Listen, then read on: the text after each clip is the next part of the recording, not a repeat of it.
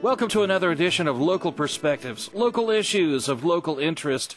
I'm Reid Mullins, and in our lives, we have a lot of opportunities to do the right thing. I have a question for you. If you wanted to help change somebody's life, where would you start? And what kind of person would you have to be? I think I've found somebody, and his name is Roger Adair, and he's going to talk to us a little bit today about a couple of different issues. Roger, first of all, thanks for being with us. Absolutely. It's my pleasure. You have had an interesting life, and you've gone from war veteran to bail agent and now community activist, and you have changed a lot of lives in your one lifetime. So, first of all, can you give us a little background on yourself, sir? Sure. It all started back when I had no direction in life, and I was probably heading down the wrong road myself. I made a decision to go into the Navy, only because my dad, who I never knew, was in the Navy, and my uncle was in the Navy, so that's why I chose that branch, wanting to be a firefighter. And went over and did my thing in the Persian Gulf War during Desert Shield and Desert Storm. And I think that's where I started my adventure, wanting to help people. I went in the Navy wanting to be a firefighter. That's what I was trying to get into. Nobody wanted to give me any breaks or any chances to get into the field, so I went to one place that would put me right to work, and that was the military. And I'll be honest with you, Reid, it was the best thing that I ever did. Taught me how to be responsible, made me grow up real quick, and also helped me cultivate what I consider me being a people person, wanting to help people and do things for people that they couldn't maybe do for themselves. And that's being a firefighter was a way I could express, the way I wanted to take care of people. Well, after having a small accident over in the Gulf on the ship, I blew out my left knee. And ultimately, after the Navy got done repairing my knee, said, "You cannot do your job anymore." That had to be a terrific blow. All my dreams down the tubes. Man. All my dreams went down the tubes. I didn't know what I was going to do, where I was going to go. Because a lot of guys transition what they did in the service back to civilian life. And that's exactly what I was going to do. I was going to take my firefighting experience from the Navy and hopefully transition into residential firefighting now that I had some training, some background. But that quickly got ended. So I actually ended up doing a couple months longer in the military, waiting for my medical discharge. And once it happened, I was out. I had nothing. I didn't know what I was going to do, to be honest with you. Did you go home? And where is home, by the way? Home is Sacramento, California. Okay. I was down in San Diego at 32nd Street Naval Station. My wife and I were only 24 at the time. Had nothing. We had a brand new little girl. I think she's only a month old. I'm discharged out of the Navy, and all we knew what to do was just come home to family, because we knew at least if we were around family, we had help. Right. So one of my family members, my brother-in-law, when I came back, owned a bail bond agency. And said, until you figure out what you want to do in life, why don't you get your license and at least you can earn some money, because I needed to, be able to support my family. And that was 19 years ago. And I've been in the business ever since, and I love it. I love dealing with people. I love the relationships that I have cultivated over the years, whether it be with my clients or attorneys, judges, law enforcement.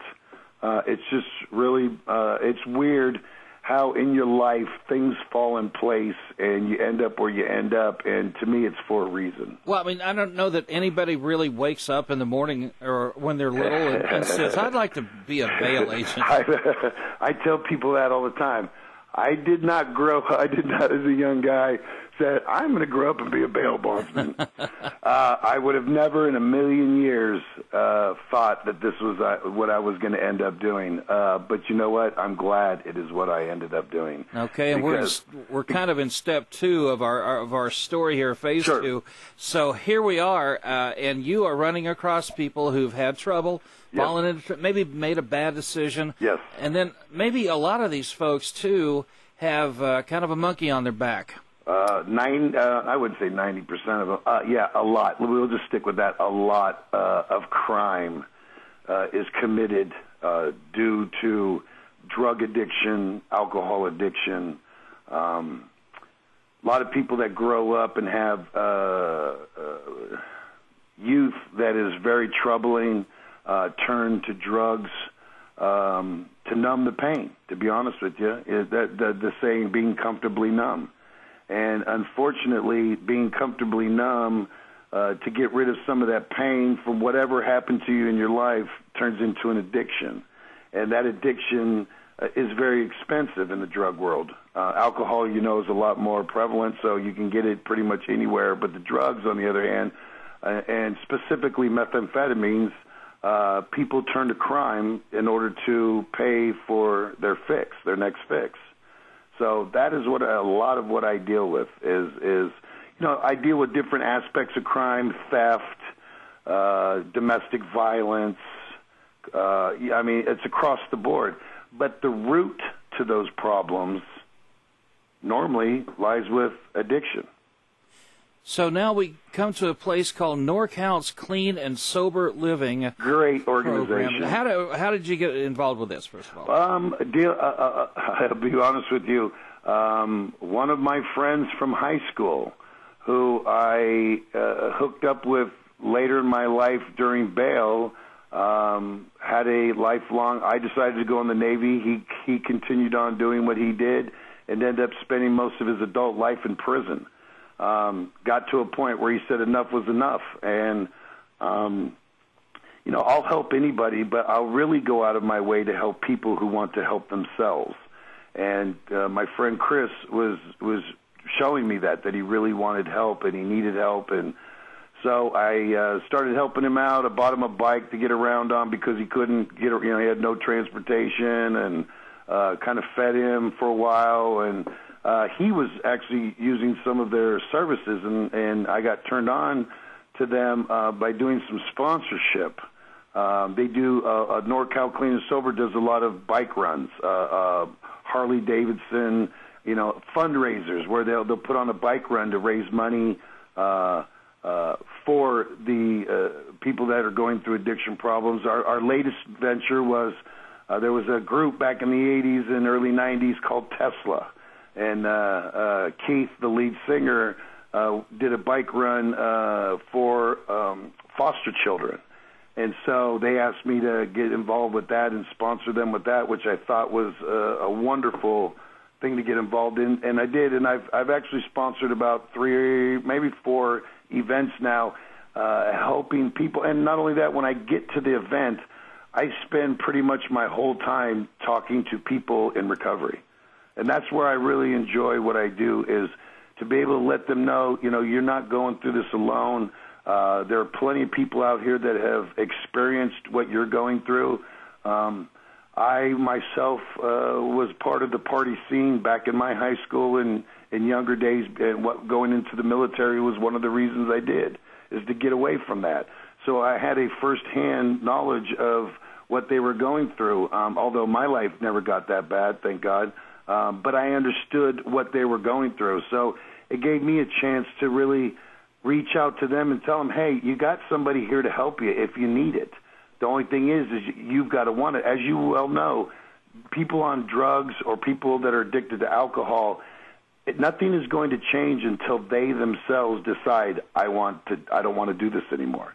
You can preach to them all you want, and actually all you're doing is driving them away, because they're not ready. That's not what they want to do.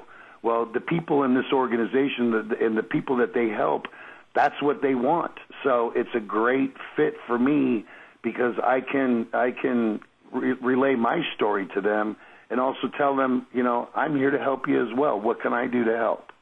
So it was really a good avenue for me to not only, do my people skills, and create relationships, but maybe help that person that falls and stumbles and, certain triggers, and boom, they're back on dope again. Well, okay, you recognize you made a mistake. You want to get back on your feet. Let me help you get that 30-day chip back. Let's get started again. We're talking about NorCal, North California. Yeah. You're on radio here in Oklahoma City. Yes, sir. What can you tell people who may be sort of waking up from that addiction, or maybe to coming to realize, I need to change. Something has to change. Right. Might as well be me, or maybe it is me. Right. What can you encourage them? Absolutely. The first step, like I said, is accepting that you have a problem.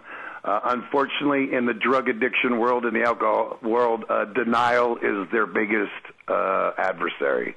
Once you've accepted that you have a problem, reach out. There are so many organizations. I can honestly tell you that I think the recovery, the amount of people recovering from drugs and alcohol is starting to catch up with the amount of people that are being destroyed by drugs and alcohol. So reach out. There are thousands of people out there, and everybody wants to tell their story in the addicted world. Everybody wants to tell you what they did and what they came through, and you'll be very surprised at how close to home it is to your story. So if you just make that one step and reach out and listen to somebody else's story, I think that might encourage you to keep going forward and putting one foot in front of the other and start to clean up your life. Because these are all good people. Everybody wants to shun an alcoholic or an addicted person onto drugs. If you take those drugs and that alcohol away, they're very good people. Now, once the alcohol and the drugs get involved, they're not so desirable people, and we all know that. But, that's what I challenge other people. Cast that aside, your feelings about them, of the person on dope or the person on alcohol, and see if you can help them to be that person that they originally were. And if you can do that, then you've just changed somebody's life and did a little bit of help to change this world. And that's basically my philosophy on what I do. Is it too late age-wise? No. Oh, my God, no. It's never too late. Everybody I can honestly say everybody in this world has a family member or a friend or somebody they know that is going through it, whether they be in their 20s, their 30s, their 40s, their 50s. I know I've helped people, grandmas and grandpas who are still addicted to meth and they've done it for so long they just can't kick it. It's never too late. And they're the ones I really are my projects, the older people, because, my God, they've done it for so long. And the body is incredibly addicting.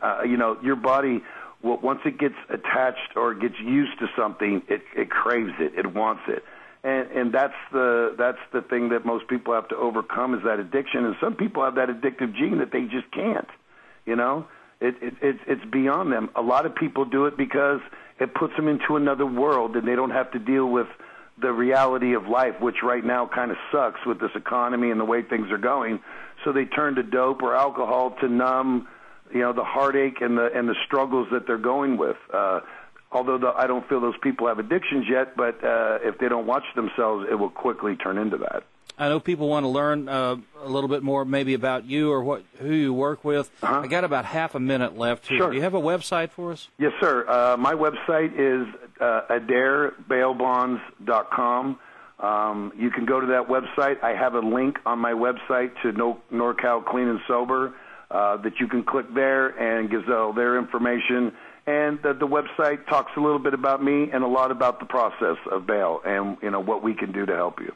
That's terrific. Well, I thank you so much for sharing your story. It was my pleasure. And the great inspiration of it, too. And thank you, sir. It's not too late. No, it's never too late, my friend. All right. Well, thank you for being with us. Hopefully we can talk to you again sometime, Roger. Absolutely, Reid. I would love to. I would love to talk with you guys.